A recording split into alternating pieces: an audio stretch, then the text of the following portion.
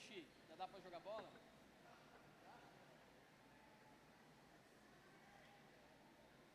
Você pode se sentar? Nós vamos dar início aí a uma nova série de mensagens, mas antes eu tenho alguns recados para dar para a igreja. Bom que você está aqui, que bom que o Senhor te trouxe aqui neste domingo pela manhã. Janeiro, ele tem uma característica peculiar e interessante em relação à igreja. Geralmente é um mês em que, se você terminou de alguma maneira virado com a sua igreja, em janeiro você diz: vou procurar uma nova igreja. E aí você sai à busca, como se igreja, fosse algum tipo de padaria ou fosse algum tipo de comércio. Não é. Se porventura você está em busca de um novo lugar, naquilo que o Espírito Santo tem te direcionado a fazer, e se Deus tem te mostrado que aqui é o lugar que você deve ficar, vai ser uma bênção te receber, desde que você esteja sendo dirigido pelo Espírito Santo, não pelas suas emoções. Então tome bastante cuidado também, para que você termine muito bem um ciclo, para que você possa iniciar o outro ciclo. Não faça as coisas pela metade em nada na sua vida, muito menos no que diz respeito à vida espiritual. Então, para você que está vindo aqui a primeira vez, seja muito bem-vindo. Você está numa igreja que preza pela centralidade do Evangelho, da pessoa de Jesus Cristo. Aqui, o que nós vamos falar o ano inteiro é sobre Jesus. Se nós falarmos sobre dízimos e ofertas, nós vamos dar um jeito de chegar até a pessoa de Jesus. Se nós falarmos aqui sobre família, nós vamos dizer que a família é uma instituição divina e que, para você permanecer unido, você precisa de Jesus. Tudo que nós vamos falar aqui nessa igreja durante o ano todo, já estou dando spoiler para você, vai afunilar e vai chegar na pessoa de Jesus. A minha função aqui como pastor é uma função até que simples de compreender. O que eu tenho que fazer dentro do ministério pastoral? Nas minhas pregações, eu preciso levar você a compreender a centralidade em Jesus Cristo. Então a gente sempre vai falar de Jesus aqui nas pregações. Se eu entrar na minha sala ali com você, nos meus aconselhamentos, eu tenho que, de alguma maneira, chegar na pessoa de Jesus e dizer para você que sem Jesus, você não vai conseguir. Seja qual for o seu problema. Seja um problema de ordem emocional, seja um problema de ordem matrimonial, seja um problema que for, você precisa de Jesus. Então, o meu papel como pastor aqui e dessa igreja é levar você, nesse ano, a conhecer melhor a pessoa de Jesus. Sabe o que acontece quando você decide conhecer melhor Jesus? Tudo melhora. Na realidade, eu acabo até tendo menos trabalho, eu diria. Porque a partir do momento que você se aproxima de Cristo, você percebe o quão pecador você é e o quanto você carece dele. E debaixo dessa dependência, se você decide viver debaixo dessa dependência, eu meio que tenho metade dos problemas da igreja resolvido. Porque se você querer se parecer com Jesus, você vai parar de brigar à toa, por besteira, discussões infundadas. Você vai largar os vícios que têm acabado com a tua vida. Vícios esses que às vezes você diz que é o seu pecado de estimação, que Deus perdoa, não tem problema. Tem problema sim. Se você for parecido com Jesus, você vai ter força para largar isso aí. Se você for mais parecido com Jesus, vai ser mais fácil você compreender o teu papel aqui no planeta Terra, que é justamente servir. É você sair dessa cadeira, sair de quatro paredes e começar a servir as pessoas. Então, meu papel como pastor não é ficar aqui, desse púlpito, profetizando milhares de bênçãos para você. Se você está esperando isso de mim, eu não quero nem te frustrar. Já estou te dizendo já logo no primeiro domingo do ano que eu não vou fazer isso. Porque você vai ser bem sucedido sim no seu trabalho, se você for bom.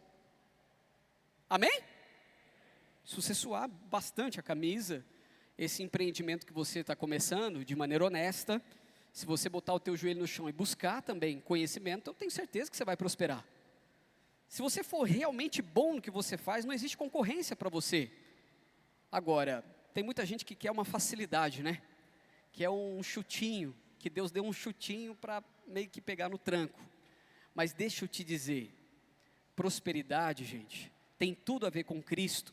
E Cristo quer que você prospere. Mas não pense você que isso virá de graça. Tem que trabalhar. Tem que suar a camisa.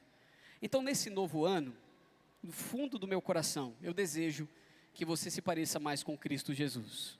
Para isso, a gente vai trabalhar na igreja numa centralidade total na pessoa de Cristo. Se você ler o Antigo Testamento, você perceberá que cada palavra, cada versículo aponta para Jesus. Amém? Se você olhar os evangelhos, a centralidade dos evangelhos, Jesus. Se você vai para as cartas paulinas, petrinas, joaninas, você vai ver que a centralidade dessas cartas é Jesus. O autor de Hebreus aponta para Jesus. O Apocalipse de João aponta para Jesus. Então, está aí a dica para uma igreja prosperar e para que as pessoas cresçam em maturidade. É falar sobre Jesus. É o que nós vamos fazer aqui durante todo o ano. Então, nós teremos aqui, esse ano, um curso teológico a partir de meados de fevereiro. Então, aqueles que desejam crescer no conhecimento do campo da teologia, na centralidade de Cristo, vai ter oportunidade. Teremos as nossas células acontecendo também a partir de fevereiro, célula de criança, de adolescente, de jovem, de adulto, espalhadas aí em alguns pontos da cidade. Vai continuar acontecendo aqui na igreja. Teremos alguns cursos para que você possa crescer no que diz respeito à criação dos seus filhos, seu casamento, como homem, como mulher.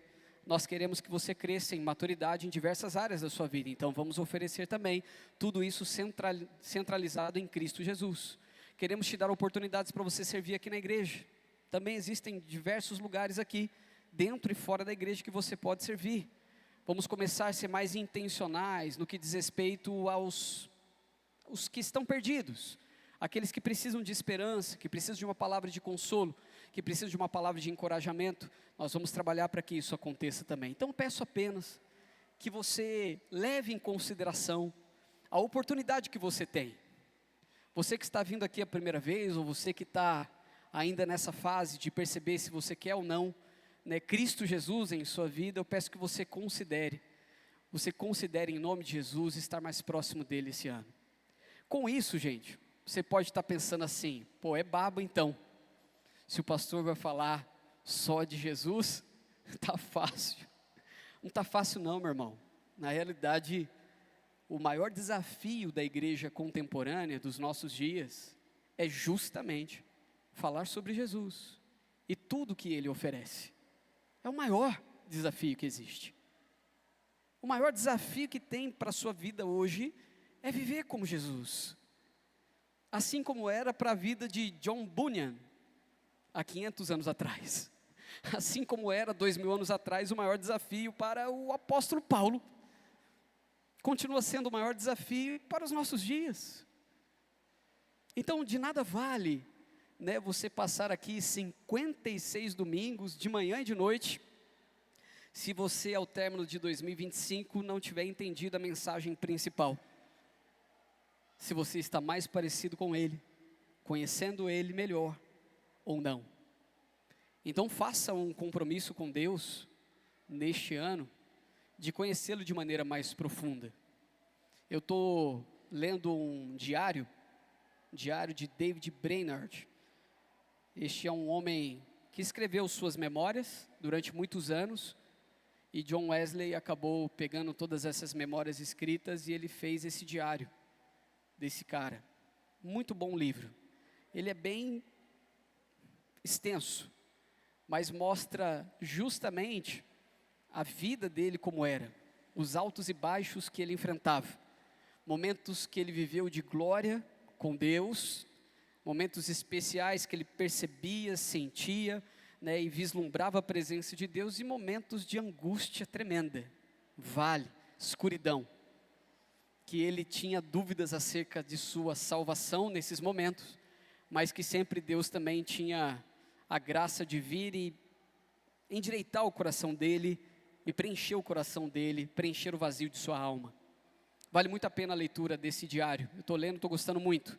É de alguém que viveu algumas centenas de anos atrás, mas que é muito válido para os nossos dias também. Então, pegue aí a sua família, pegue os seus filhos, pegue a sua casa e decida viver a centralidade do Evangelho esse ano.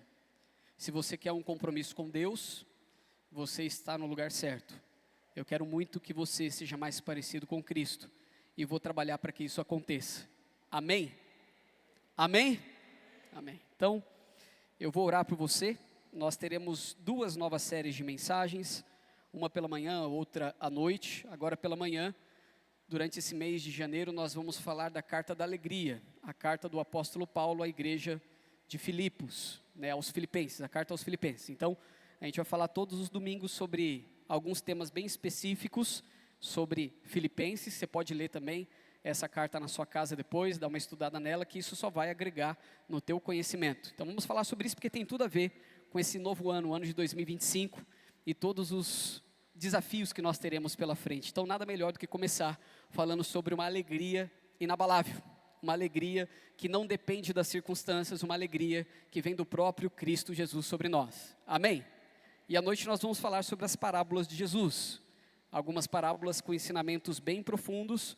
Hoje eu vou falar sobre a parábola do bom samaritano à noite, com algumas peculiaridades diferentes, daquilo que costumeiramente você está acostumado a ouvir. Tudo isso centralizando em Cristo Jesus. Então, tanto de manhã quanto à noite, vale muito a pena você vir, para você ouvir a mensagem, para você aplicar em sua vida. E amanhã eu dou início novamente à nossa devocional. Então, às 5 da manhã, no nosso canal do YouTube vai estar lá.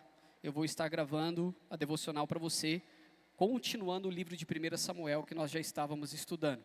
Depois, terminar 1 Samuel, muito provavelmente vou entrar em 2 Samuel, para dar uma continuidade e um término a esses 2 livros. Mas fica aqui o convite para você participar de segunda a sexta, 5 da manhã, pelo canal do YouTube. Você vai lá.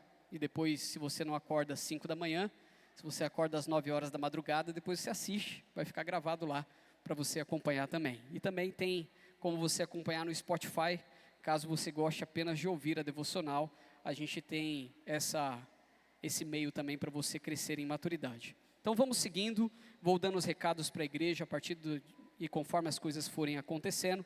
Esse vai ser um ano muito bom para todos nós, mas em especial eu estou com uma expectativa muito boa para aquilo que Jesus vai fazer nessa casa de oração. Amém? Vamos orar? Pai, muito obrigado. Obrigado por estar aqui, obrigado pelo que se foi, obrigado pelo presente, obrigado pelo futuro, obrigado pela Tua graça que se renova sobre nós nesta manhã. Este é o primeiro domingo deste ano, é o primeiro domingo, Pai, deste mês, é o primeiro domingo de 2025 e nós queremos Te agradecer por tudo que o Senhor tem feito e pelo que o Senhor tem gerado também em nosso coração. Podemos, ó Pai, sim, estar num beco sem saída, mas ao olharmos para o céu, nós veremos que existe saída sim, e de que o Senhor continua sendo o nosso forte, o nosso alicerce, a nossa torre segura. Então nesta manhã, mais uma vez, eu te peço, Espírito Santo, que conduza-nos, ó Pai, nesta mensagem, para que possamos enxergar a centralidade de toda a palavra de Deus, que é Jesus Cristo. E nele, ó Pai, basearmos a nossa vida e também as nossas decisões. Seja bem-vindo aqui, Espírito Santo. Conduze-nos, ó Pai, nesta mensagem, para o nosso coração, para a nossa vida. Traga as aplicações práticas para o nosso dia. Assim nós oramos agradecidos e oramos em nome de Jesus. Amém. Alegria inabalável. Como permanecer alegre, com o coração convicto, com o coração cheio de esperança, em meio a tantas circunstâncias que a vida nos coloca. Se você fizer uma leitura breve de 2024, geralmente a sua mente, ela vai te levar para os momentos mais críticos que você vivenciou. Geralmente a mente e a carne do ser humano leva justamente para isso. É difícil uma pessoa que consegue já, de bate-pronto, pensar nas coisas boas. Geralmente criança é assim. Se você perguntar para a criança alguns eventos específicos do ano que se passou, ele vai se lembrar das coisas boas, ele vai lembrar dos passeios bons, ele vai lembrar das comidas boas, geralmente aquela cheia de açúcar, Mas criança é assim, criança ela vê o lado positivo, o lado bom de tudo, Por isso também que Jesus falou que nós deveríamos ser como as crianças. Mas quando a gente vai passando de fase, Vai passando ali 10, 11, 12, 15, 16, 17, 20, 30, 40, 50, 60. Quando a gente faz uma retrospectiva, Geralmente a nossa retrospectiva se dá para as coisas que não foram tão boas assim. Se a gente olha, por exemplo, a questão das manchetes na televisão, retrospectiva 2024, é só desgraça. O que aconteceu? Geralmente não fala de coisa boa, só de coisa ruim. E a nossa mente sempre é levada na mesma batida. A gente olhar para o que se foi de uma maneira muito negativa. Olhar para os eventos das nossas vidas que se passou, para os diagnósticos que se concretizaram em nossa saúde, para as situações adversas que enfrentamos de uma maneira negativa. E eu quero trazer para você, talvez, uma perspectiva bíblica do apóstolo Paulo, de que os problemas e decepções que você enfrentou, ou as situações que você está enfrentando, ou as situações ainda que estão pintando no futuro, que vão aparecer para você, talvez, seja tempo de você amadurecer um pouco, e compreender que, na realidade, esse quadro todo está sendo pintado por Cristo Jesus, e a perspectiva não é ruim, é boa, é para que você cresça, para que você entenda o propósito de tanto sofrimento, e quanto mais rápido você entender isso, melhor será para você. Então abra aí a sua Bíblia, na carta de Paulo aos Filipenses, no capítulo 1, a gente vai ler aqui, daqui a pouco, do versículo 12 até o versículo 30, mas antes da leitura desse texto bíblico, eu quero trazer para você, alguns detalhes sobre essa carta. Então, uma carta que foi escrita pelo apóstolo Paulo. O apóstolo Paulo estava preso, muito provavelmente, alguns estudiosos dizem que foi a sua primeira prisão. Ele foi preso em Roma 2 vezes, a segunda foi para a sua morte. Então ele foi preso uma primeira vez, aonde ele escreve essa carta à igreja de Filipos. Ele escreve essa carta então dentro de uma prisão romana. Amém, gente? Pois bem, uma prisão romana. O que era uma prisão romana? Uma prisão romana era uma prisão terrível. Era uma prisão onde não existia direitos humanos e nem direito dos manos. Uma prisão romana faria de qualquer presídio aqui em Tremembé algo como um hotel 7 estrelas. Aqui seria comparado a um hotel 7 estrelas, se fôssemos comparar com uma prisão romana. Uma prisão romana era onde os presos eram açoitados, onde sofriam, não somente com os açoites, com as torturas, mas sofriam também com a própria prisão, fétida, úmida, terrível. Doenças terríveis se acometiam nos presos, e eles eram considerados menos do que um cachorro. Não existia uma tratativa humana para quem era preso. Na verdade, todos que estavam presos ali eram considerados as piores pessoas possíveis, da esfera da sociedade. Então eram tratados como tal. Muitos hoje aplaudiriam, se caso uma prisão romana viesse à tona novamente. Mas uma prisão romana era algo terrível de se pensar. Era terrível de se viver. Então Paulo, ele está dentro de uma prisão, escrevendo que todos os teólogos dizem que é a carta mais alegre do Novo Testamento. Paulo está dentro de uma situação, vivenciando uma situação de prisão, e logicamente que sua prisão é uma prisão infundada, é uma prisão da qual ele foi mantido no cárcere de maneira injusta. Ele está enfrentando toda oposição contra o Evangelho de Cristo Jesus. Ele está enfrentando tudo que você talvez em sua justiça própria detestaria. E Paulo está ali, dentro de uma prisão, vivenciando momentos terríveis e escrevendo uma carta de encorajamento a uma igreja que passava por situações de dificuldade, situações que precisavam ser consertadas, e um encorajamento, trazendo uma alegria ainda mais completa para o coração daqueles irmãos em Cristo que ele tinha em Filipos. Meus irmãos, a carta do apóstolo Paulo aos Filipenses é uma carta que você deveria ler, reler e estudar. Ela fala sobre ansiedade, ela vai falar para você sobre dinheiro, que é a raiz de todos os males também. Ali em Timóteo vai falar sobre isso, mas ela vai falar que um dos ladrões da alegria é justamente o dinheiro, que você achou que deveria ter, mas não tem. Então, vale a pena você ter uma leitura mais completa dessa carta, um estudo mais apurado dessa carta, mas para que você entenda o contexto dela, é importante que você saiba que quem escreveu foi Paulo. Ele estava preso em uma prisão romana, sofrendo com tudo o que estava em sua volta, mas o seu coração estava totalmente livre e liberto, para falar das maravilhas de Deus, para falar da centralidade em Cristo Jesus. Então, se você tem passado por situações difíceis, essa carta talvez seja algo que vai bater de frente com as suas dificuldades, e muito provavelmente você vai conseguir aplicar muita coisa do que o apóstolo Paulo está aqui enfrentando durante a sua vida, durante a escrita dessa carta, mas a maneira como ele enfrenta é algo maravilhoso. Vamos falar um pouco sobre a perspectiva de Deus sobre a vida, a perspectiva de Paulo sobre a vida. Aqui, se nós pegarmos aqui, no versículo 12 do capítulo 1, você vai acompanhar comigo aí, e Paulo vai estar dizendo assim: quero que saibam, irmãos, que aquilo que me aconteceu tem ao contrário servido para o progresso do Evangelho. Sabe quem era Paulo? Era considerado um bandido de alta periculosidade. Só para você ter uma ideia, não existem dados conclusivos acerca da primeira prisão de Paulo, mas na segunda prisão de Paulo em Roma, que o levou à morte, para você ter uma ideia do quanto Paulo era perigoso, entre aspas, ele era preso e havia ali uma escala de centuriões. Então, a cada 12 horas, trocava-se o turno de um guarda. Então, Paulo ficava amarrado com suas correntes, ao lado dele, não do lado de fora, ficava quem? O centurião, um guarda, para ver se aquele cidadão perigoso não ia causar algum tipo de problema, fugir, né, se ele não ia causar mais alguma manifestação terrível. Agora, você acha que Paulo nessa situação, ele se calou? Não. Teólogos dizem que esta foi uma das maiores oportunidades de Paulo, porque ele conseguiu evangelizar vários centuriões. Então toda a guarda principal de César foi evangelizada. Pessoas que tinham acessos à alta cúpula, à alta sociedade, foram evangelizadas por Paulo. Ele não perdia uma oportunidade sequer.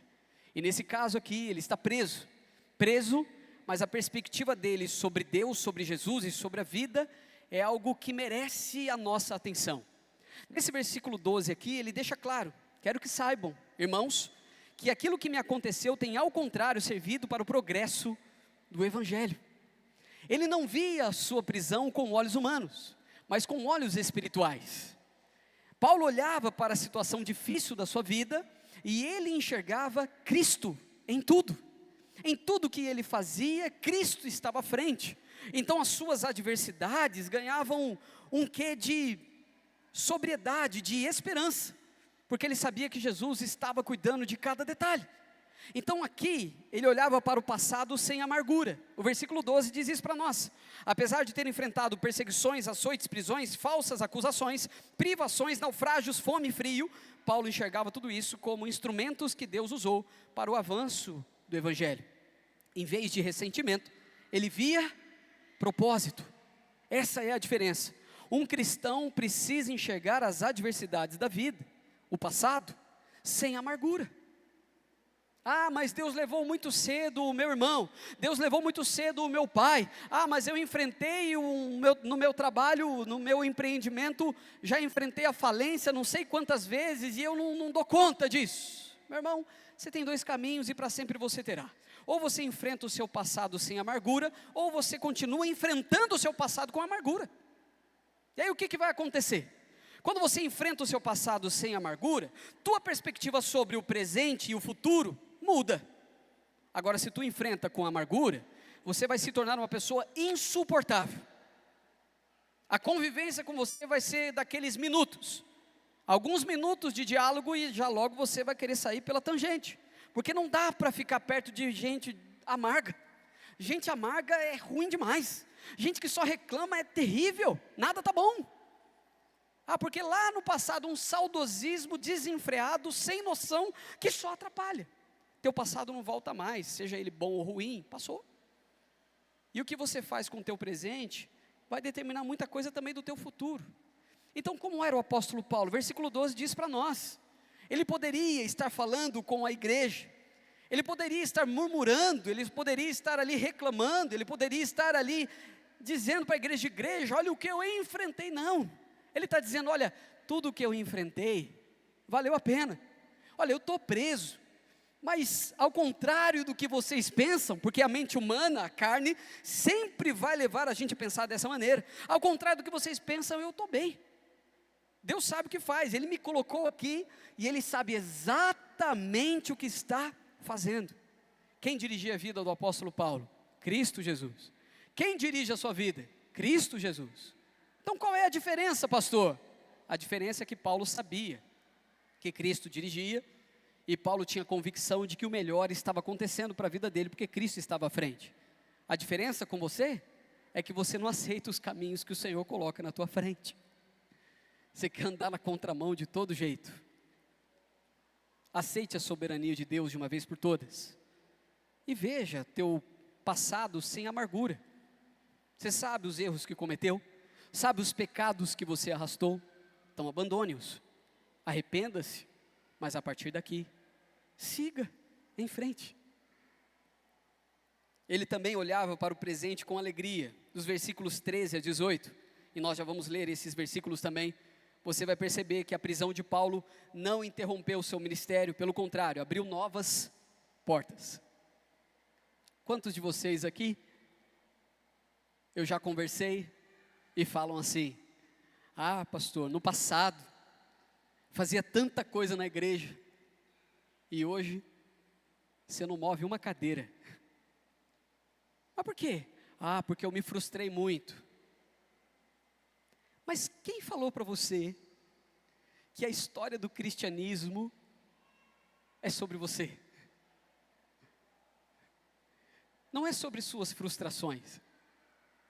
A história do cristianismo não é sobre suas dores. A história do cristianismo não é sobre o seu conforto. É sobre Cristo. Então suas dores e decepções do passado em igrejas que te feriram, sabe do que elas servem? Para você perceber que o plano perfeito de Deus continua acontecendo em sua vida. E que o presente hoje é uma dádiva. É por isso que se chama presente, é para você aproveitar as oportunidades. Não é para você travar. Então olhe para o presente com alegria. Paulo fez isso. Ele olha para o passado sem amargura, o que dá a oportunidade para ele olhar para o presente com alegria, o que abre as portas também para que ele olhe para o futuro com uma esperança gloriosa. Paulo não temia o futuro, porque sua esperança estava na eternidade. Ele sabia que todo aquele problema, todos aqueles sofrimentos leves e momentâneos, estavam produzindo nele uma glória que seria para a eternidade. Então isso não o paralisa. Ele sabe que o seu futuro, independentemente das circunstâncias vividas, é bom, é justo, é perfeito, porque o Deus que ele cria, o Cristo que morreu na cruz, havia preparado isso para ele. Meus irmãos, nós temos que viver com os olhos na eternidade. Cada apóstolo que você ler aqui as cartas, que você ver os escritos, os evangelhos, qual é a perspectiva que movia o coração deles? O primeiro mártir da igreja, Estevão, futuro, a eternidade, Cristo vai me receber na glória. E isso fazia com que eles vivessem, mesmo numa terrível prisão romana, úmida, fétida, podre, numa perspectiva totalmente diferente.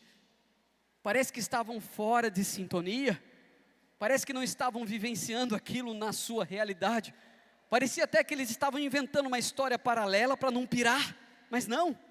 Paulo entendeu que ele não fazia parte deste reino, e ele sabia que aquelas cadeias eram as cadeias que não poderiam prender o seu coração, a sua mente. Por causa das cadeias de Paulo, Cristo foi conhecido. Por causa dos seus críticos, Cristo foi pregado. Por causa do seu sofrimento, Cristo foi engrandecido. Para ele morrer não era o fim, mas o começo da glória eterna. Querendo ou não, nós criamos alguns deuses para nós. O que é idolatria? É tudo aquilo que toma o lugar de Deus.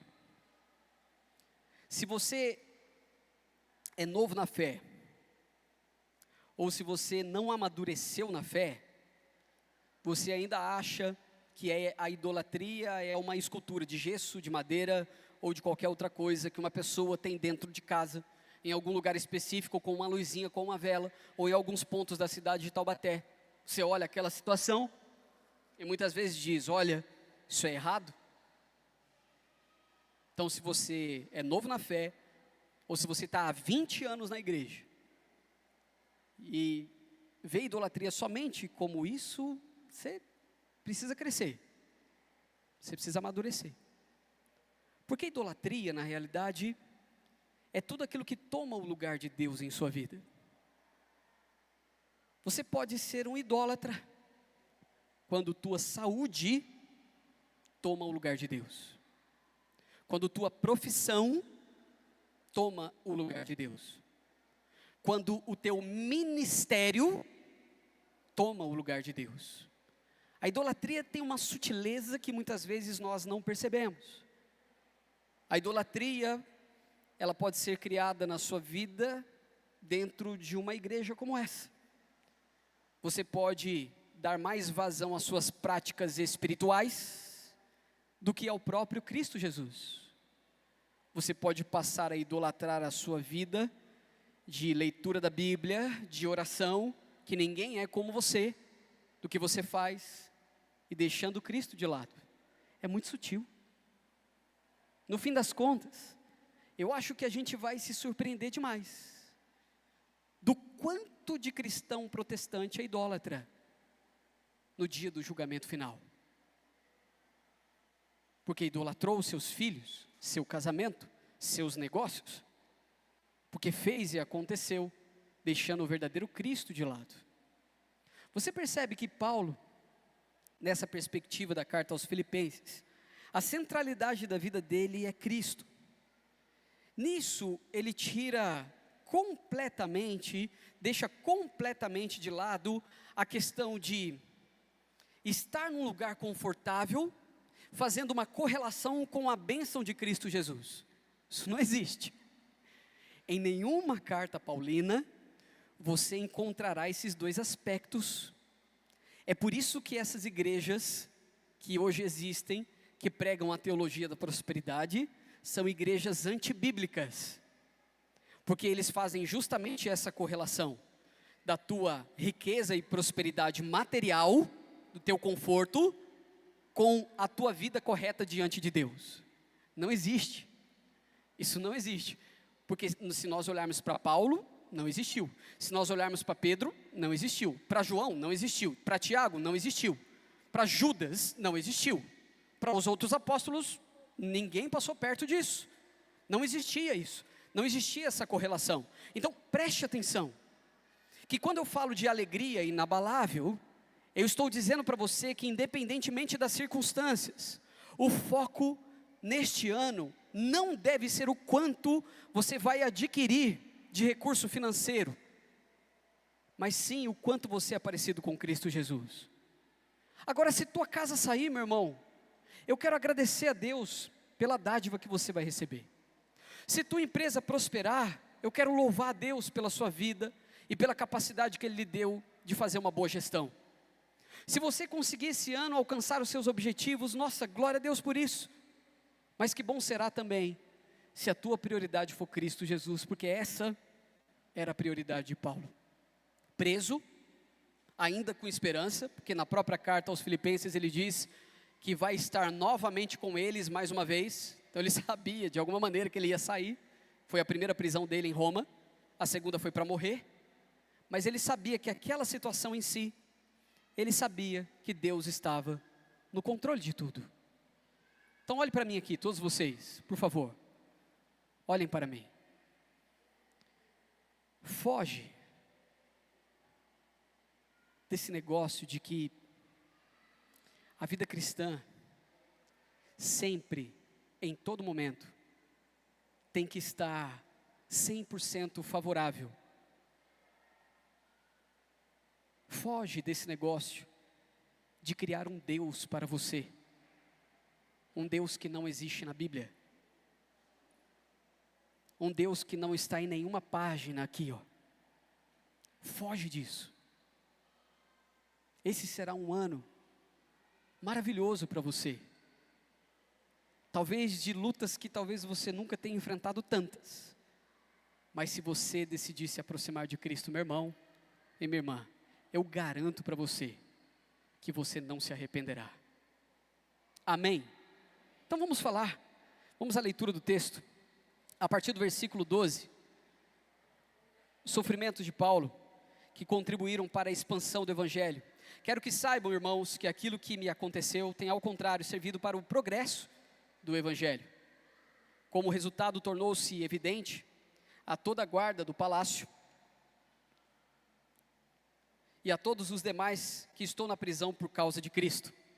E os irmãos, em sua maioria, motivados no Senhor pela minha prisão, estão anunciando a palavra com maior determinação e destemor. É verdade que alguns pregam Cristo por inveja e rivalidade, mas outros o fazem de boa vontade. Estes o fazem por amor, sabendo que aqui me encontro para a defesa do Evangelho. Aqueles que pregam Cristo por ambição egoísta, sem sinceridade, pensando que me podem causar sofrimento enquanto estou preso. Mas que importa? O importante é que de qualquer forma, seja por motivos falsos ou verdadeiros, Cristo está sendo pregado e por isso me alegro.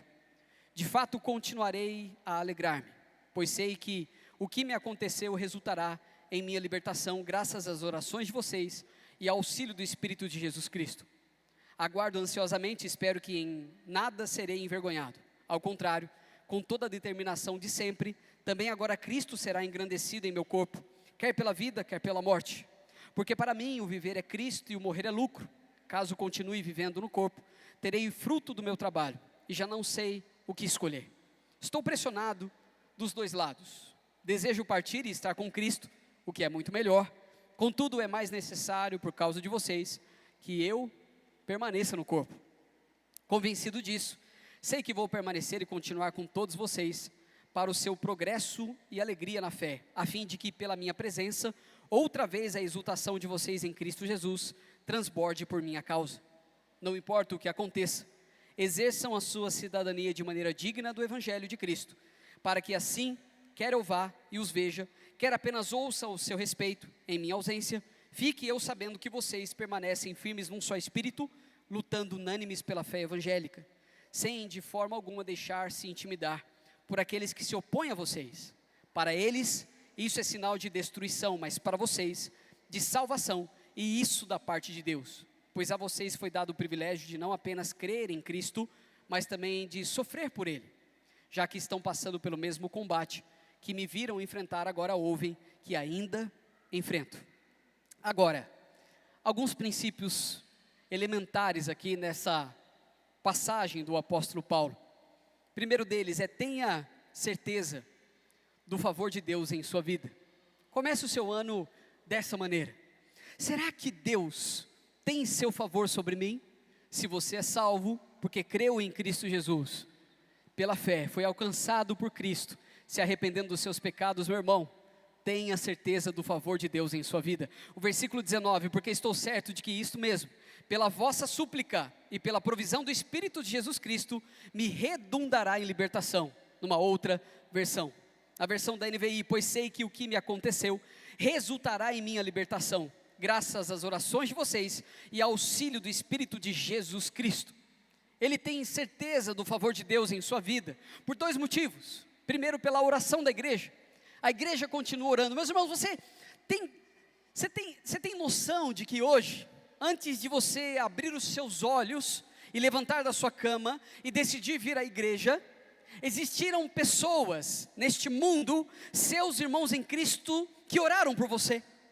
Existem pessoas que passaram a madrugada orando por você, orando pela sua vida, orando pela sua família, orando para que você seja fortalecido no Espírito Santo, em Cristo Jesus, para toda boa obra. Pessoas, irmãos ao redor do mundo, de línguas que você nunca ouviu, dialetos que você não conhece, oraram por você nesta manhã. Estão orando por você ao redor do globo. Irmãos se fortalecendo em Cristo. Então a oração da igreja, ela tem poder. Nós estamos aqui nesta manhã porque existem irmãos que estão intercedendo por nós. Estamos vivos, cabeça erguida, enfrentando e matando um leão por dia, porque existem pessoas que estão intercedendo por nós, não duvide disso. A igreja continua sendo viva, a palavra continua sendo eficaz, as orações continuam acontecendo. E o apóstolo Paulo ainda diz que a provisão do Espírito de Jesus, ele confiava no auxílio constante do Espírito, que o fortalecia e sustentava em cada momento. Você sabia que a igreja de Filipos foi a porta de entrada para o evangelho na Europa? E de que este não era o planejamento do apóstolo Paulo? Ele não queria, ele queria pregar o evangelho na Ásia, mas o Espírito Santo o conduziu até Filipos. E através desta porta de entrada, toda a Europa veio a conhecer o evangelho de Cristo Jesus, porque esta também era uma cidade estratégica, era uma cidade onde muitos passavam e ouviam acerca do evangelho. Interessante, né? Missões faz parte da vida do apóstolo Paulo. Esta cidade não estava no seu itinerário, mas Deus o colocou lá. Deus plantou uma igreja lá.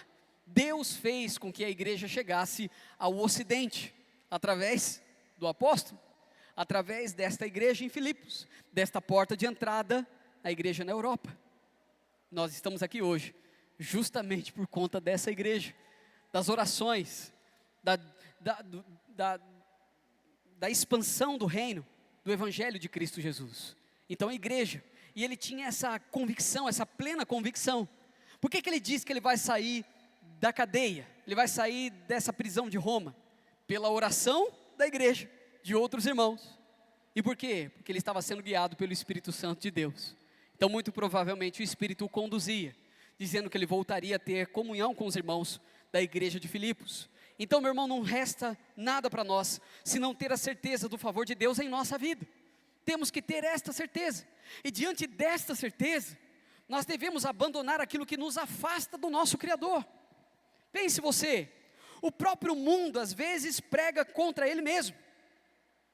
Você já deve ter visto naqueles maços de cigarro, eu não sei quando isso foi introduzido, mas acredito que não seja algo que tenha sido introduzido desde o início. Eu era o cara que às vezes ia comprar um maço de cigarro para o meu avô na padaria, e eu não lembro de ter essas figurinhas que existem hoje no maço de cigarro. Mas você olha o maço de cigarro hoje, você tem a parte da frente que é a marca, e você tem a parte de trás que geralmente é algo que dá vontade de vomitar. Ou é o pulmão de alguém, ou é alguma coisa, né, tentando de todas as maneiras falar assim, ó, isso aqui faz muito mal, não use isso aqui não, senão você vai morrer de alguma forma mais rápido. Não é assim, é o mundo pregando contra ele mesmo. É o mundo dizendo, olha, isso aqui não é bom para você. Agora, e se nós fizéssemos uma leitura daquilo que nos afasta de Cristo Jesus? O que você largaria hoje? O que você deixaria hoje para trás?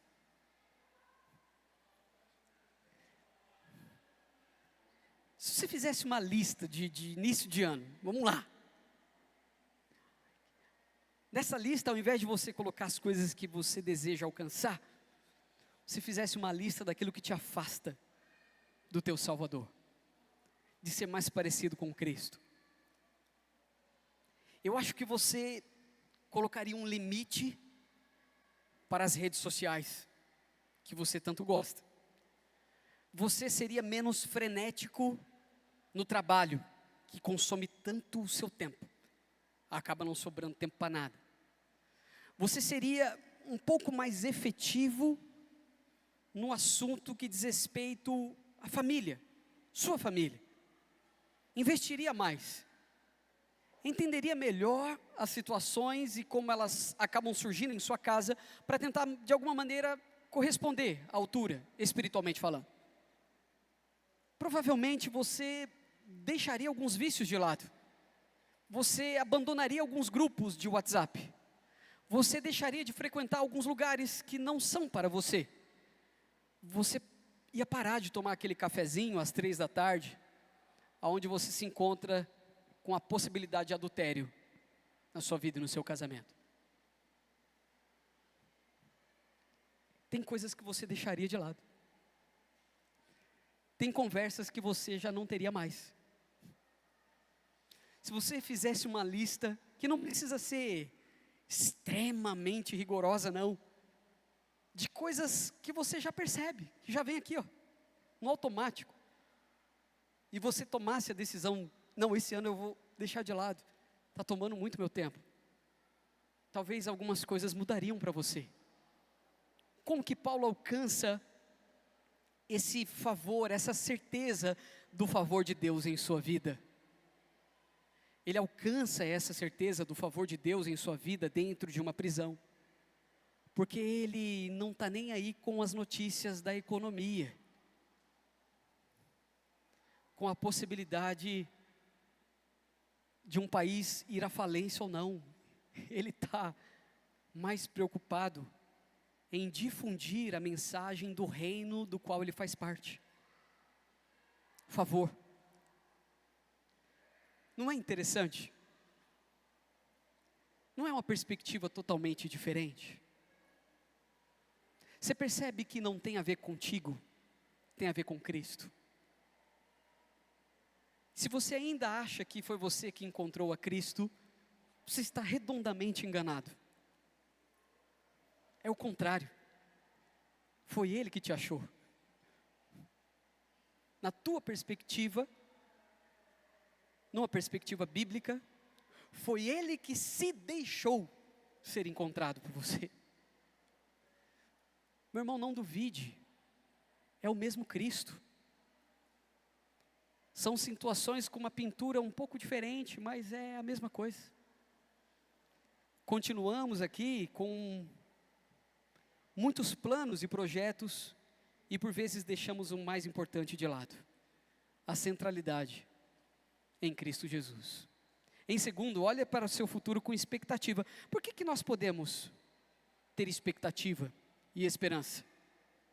O versículo 20 nos dá aqui um parecer. Aguardo ansiosamente e espero que em nada serei envergonhado. Ao contrário, com toda a determinação de sempre, também agora Cristo será engrandecido em meu corpo, quer pela vida, quer pela morte. Aguardo, espero, ansiosamente. Quem é esse homem? Esse é o homem que olhava para o futuro, com expectativa. Só que vamos alinhar também a nossa expectativa. Vamos trazer aqui a perspectiva do Paulo. Paulo, ele está dizendo assim: se o meu futuro é viver, para Cristo eu viverei. Se o meu futuro é morrer, para Cristo eu morrerei. Então, vivo ou morto, a glória seja dada a Cristo. Amém? Meu irmão, isso muda a cabeça do ser humaninho. Se ele parar para meditar nisso por alguns minutos, ele vive o seu futuro com expectativa. Por que Filipenses é considerada a carta da alegria? Por que dentro de Filipenses nós encontramos também uma ordem apostólica? Alegrem-se sempre no Senhor, novamente direi, alegrem-se, porque Paulo, ele está dizendo assim, olha, não importa.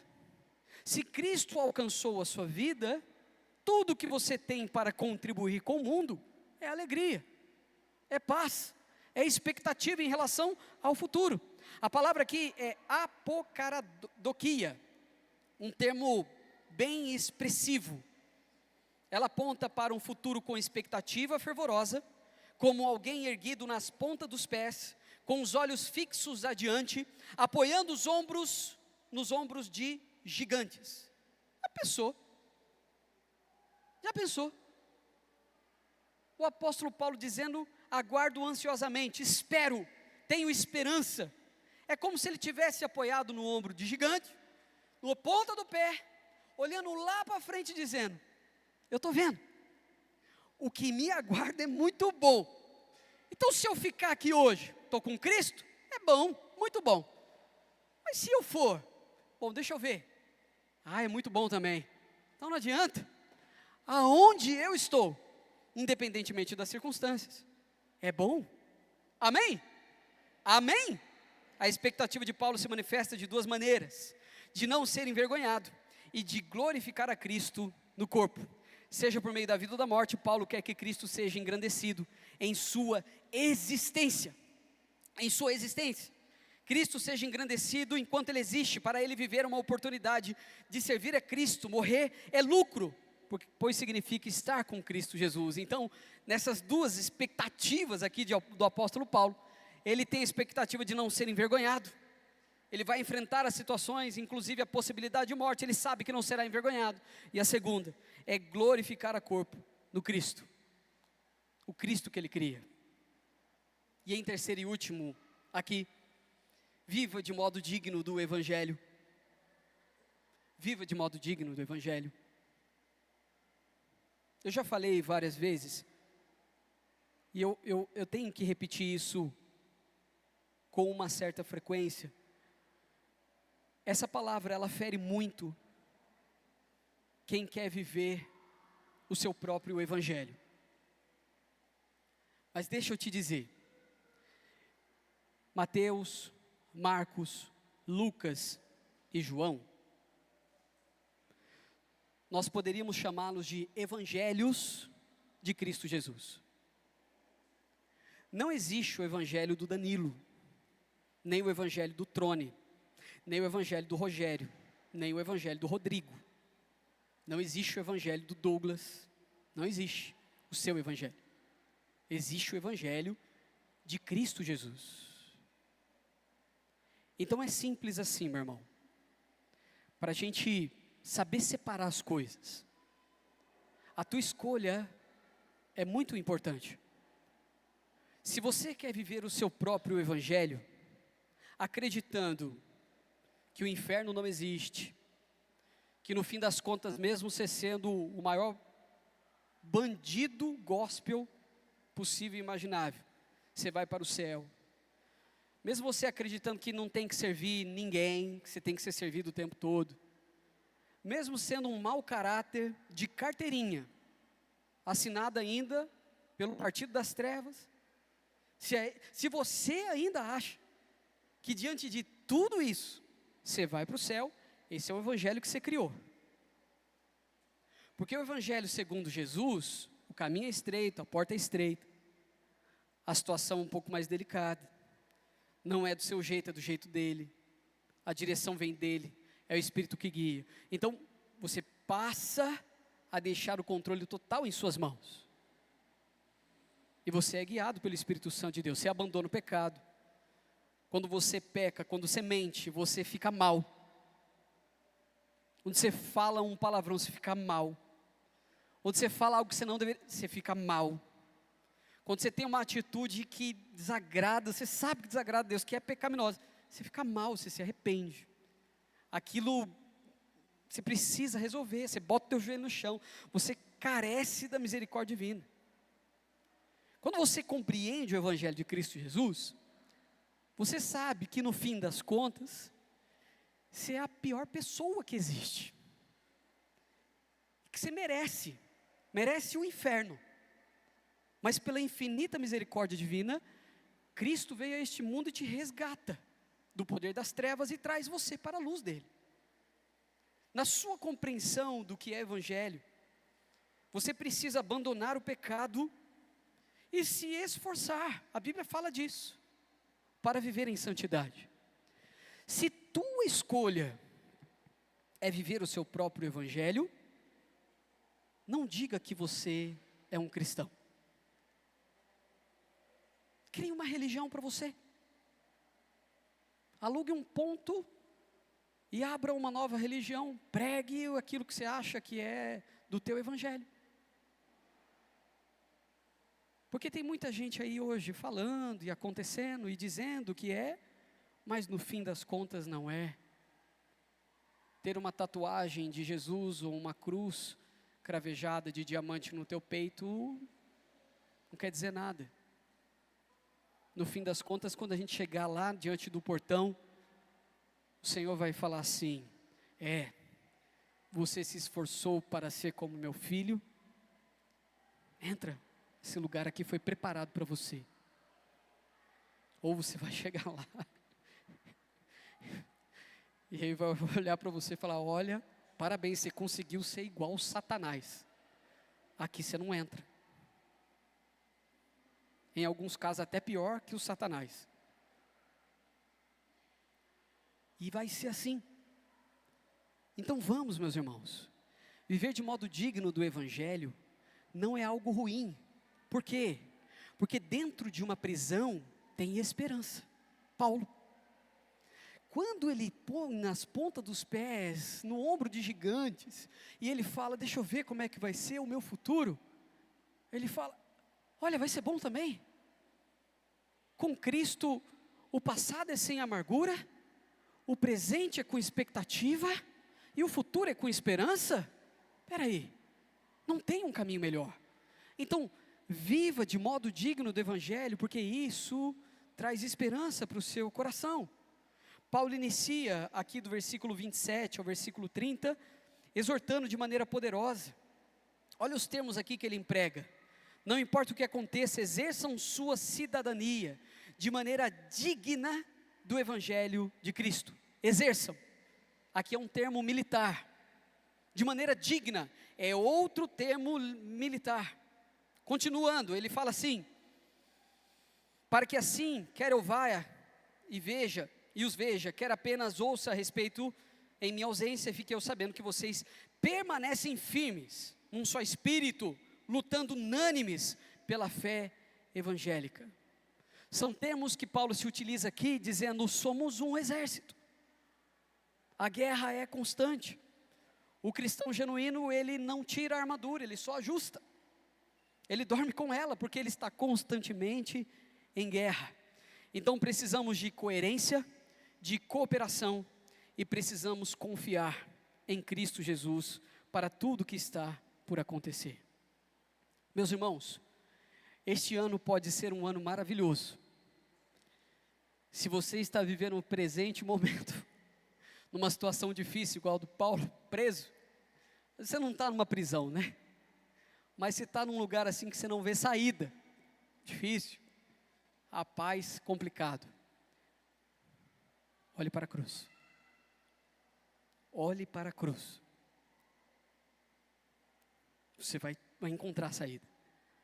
E se porventura você quer ver o seu futuro, então fique na ponta dos pés. Se você está com Cristo, olha lá na frente. Perceba. Não tem caminho melhor. Não tem. Você precisa viver com integridade, honrando o Evangelho em todas as áreas da sua vida.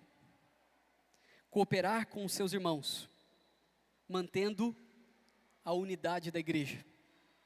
E quando eu digo a unidade da igreja, eu digo que sim, importa o que você faz lá fora, porque nós somos um corpo. Então viva de maneira digna. E enfrente o sofrimento com coragem, sabendo que Deus nos chamou não apenas para crer, mas também para sofrer por Cristo Jesus. Amém? Nós podemos ter alegria na adversidade, nós podemos nos alegrar em meio ao sofrimento, nós podemos ter esperança de que Cristo vai nos sustentar durante esse tempo. Fique de pé, na ponta dos pés, olhando lá na frente, escorando no gigante aí, Érica, Marcelinho, né? E vamos orar, vamos agradecer a Jesus pela dádiva que nós temos de ter a sua palavra para nos encorajar.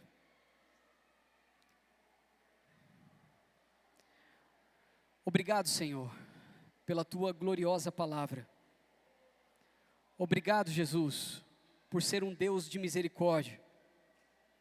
Obrigado, meu Pai, por ter nos alcançado da profundeza das trevas e nos resgatado para a sua maravilhosa luz. As adversidades que enfrentamos, Pai, queremos enfrentar com alegria. Logicamente, Senhor, que exigirá um nível de maturidade da nossa parte, e é o que nós queremos. Como igreja, queremos ser mais parecidos contigo, crescemos em fé, temos ousadia e coragem para dizer não ao pecado, e tentarmos, ó Pai, de todas as formas e maneiras, sermos mais parecidos com o Senhor a cada momento. Jesus, abençoe cada vida aqui, cada filho teu. Cada um aqui tem enfrentado a sua luta, a sua adversidade.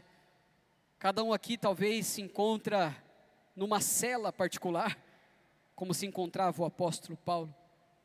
Mas assim como Paulo, Pai, nos ajude a ficarmos na ponta dos pés e a enxergarmos o nosso futuro com esperança, sem baixar a guarda, ó Pai, sabendo que o nosso reino não pertence a este mundo, o nosso reino é diferente, a nossa cidadania está no céu, os nossos costumes vêm de lá, a nossa vida pertence ao Senhor.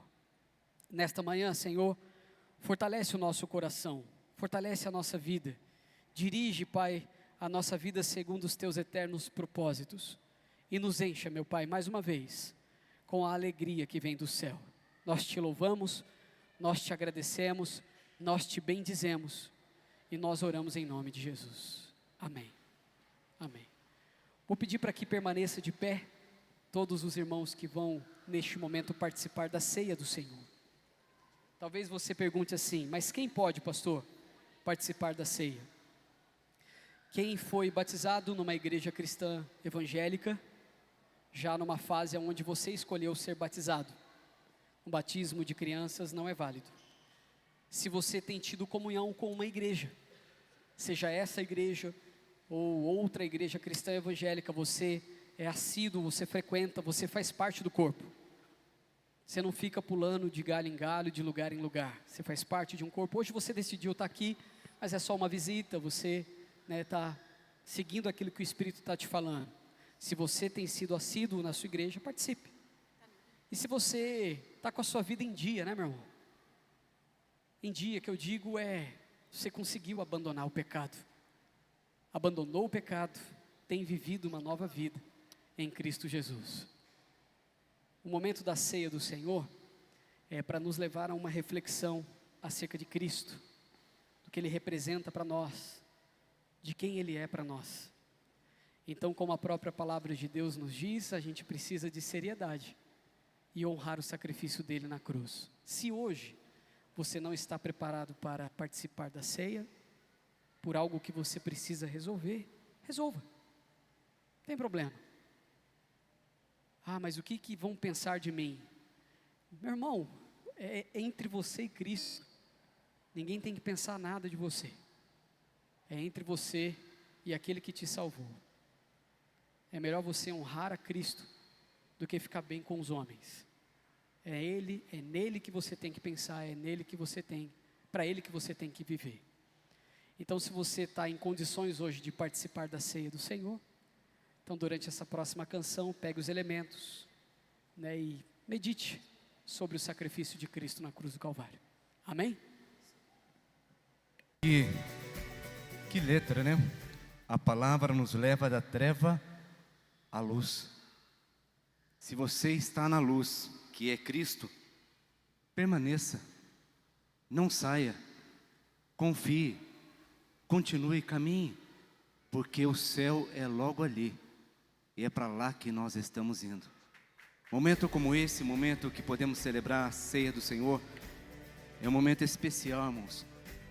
É um momento de celebração, um momento de vida, porque o sangue de Jesus, a morte de Jesus, ela é vida para mim, ela é vida para você. Momento de ceia, muitas das vezes, a mente humana, o coração humano é dominado pelo sentimento. E muitas das vezes o inimigo da nossa alma, ele traz na sua mente coisa que você fez, coisa que você realizou, que não deveria ter feito, coisa que você falou, não deveria ter falado. Mas saiba que quando você se arrepende, nós temos um advogado que é Jesus Cristo. É Ele que nos defende, é Jesus Cristo que é por nós.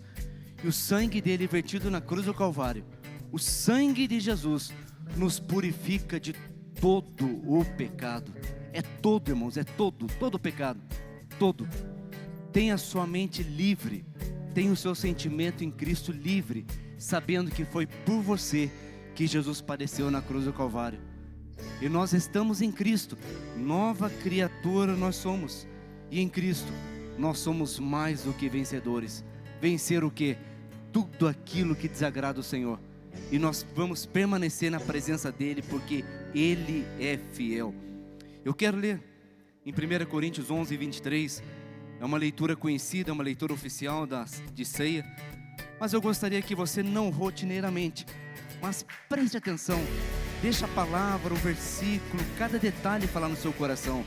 Diz assim: pois recebi do Senhor o que também lhes entreguei. O que o Senhor Jesus, na noite em que foi traído, tomou o pão. E tendo dado graças, partiu e disse: isto é o meu corpo que é dado em favor de vocês. Façam isso em memória de mim. Da mesma forma, depois da ceia, ele tomou o cálice e disse: esse cálice é a nova aliança no meu sangue. Façam isso sempre que o beberem em memória de mim. Porque sempre que comerem deste pão e beberem deste cálice, vocês anunciam a morte do Senhor até que Ele venha. Quando o apóstolo Paulo escreve à igreja de Corinto sobre a ceia, olha que interessante o que ele diz. Isto, quando Jesus, tendo dado graça, partiu e disse: isso é o meu corpo que é dado em favor de vocês, façam isso em memória de mim. Depois, semelhantemente, ele pega o vinho, dá graça, pega o cálice, esse é o cálice da nova aliança no meu sangue, façam isso sempre que beberes em memória de mim. Então, quando você estiver absorvendo, comendo esse pãozinho, esse biscoitinho, podemos chamar, que no simbolismo é o corpo de Cristo, não é transubstanciação.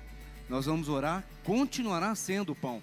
Mas quando você estiver gerindo, lembra, coloque na sua memória, traga na sua memória o sangue de Jesus, traga na sua memória o corpo de Cristo que foi rasgado na cruz do Calvário por você. A coroa de espinho que Jesus carregou na cabeça dele, aquela coroa era minha, aquela coroa era tua, mas ele levou sobre ele. E quando você estiver tomando vinho, saiba que o sangue de Jesus foi derramado na cruz do Calvário. Todo o sangue de Jesus foi derramado por mim e por você, para que nós tenhamos vida. E isso nos traz alegria, irmãos, porque nenhuma condenação há para aqueles que estão em Cristo Jesus, nosso Senhor. Nenhuma, irmão, nenhuma. Nós somos livres em Cristo, livre para permanecer no posicionamento de falar sim quando Jesus disser sim e falar não quando Ele disser não. Eu quero orar com você. Feche seus olhos, curva a sua cabeça. Oh Jesus, muito obrigado. Jesus, nós te agradecemos porque o Senhor, como ovelha muda, foi levado ao matadouro e o Senhor não abriu a sua boca. Mas o castigo, Senhor, que nos traz a paz estava sobre o Senhor. Ah, Senhor, muito obrigado, Senhor. Nós te agradecemos. Eu te agradeço, Senhor, pelo teu sacrifício, pelo sacrifício que o Senhor suportou na cruz, para a remissão, para perdão dos meus pecados, para que a minha alma pudesse ser livre e para que eu pudesse ter certeza de vida eterna. Senhor, nós te agradecemos, Senhor. Nós te agradecemos porque a tua morte é vida para mim. Tudo o que o Senhor levou na cruz, os meus pecados, hoje me dá acesso ao Senhor e liberdade de viver e poder dizer: Senhor, nós te agradecemos. Nós trazemos em memória o teu sacrifício, nós trazemos em memória tudo que o Senhor suportou na cruz. Pai, muito obrigado, porque o que o Senhor tinha de melhor, o Senhor nos deu para pagar o preço da nossa redenção. E nós só temos uma palavra a dizer ao Senhor: gratidão, gratidão, gratidão, gratidão. Aleluia, nós oramos em nome de Jesus. É até que Ele venha, essa é a primeira do ano. Se Jesus não voltar, ao findar desse ano, serão 12 celebrações. Serão 12 Santas Ceias. 24 porque é de manhã e à noite. Que em dezembro, se Jesus não voltar, e Jesus não nos levar, em dezembro nós estaremos aqui, lembrando dessa que foi a primeira. E permaneceremos firmes, porque nós faremos e anunciaremos a morte do Senhor, até que Ele venha. Vamos louvar o Senhor.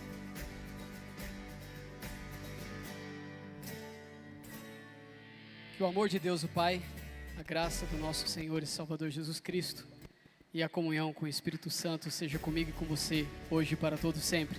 Amém? Deus abençoe vocês.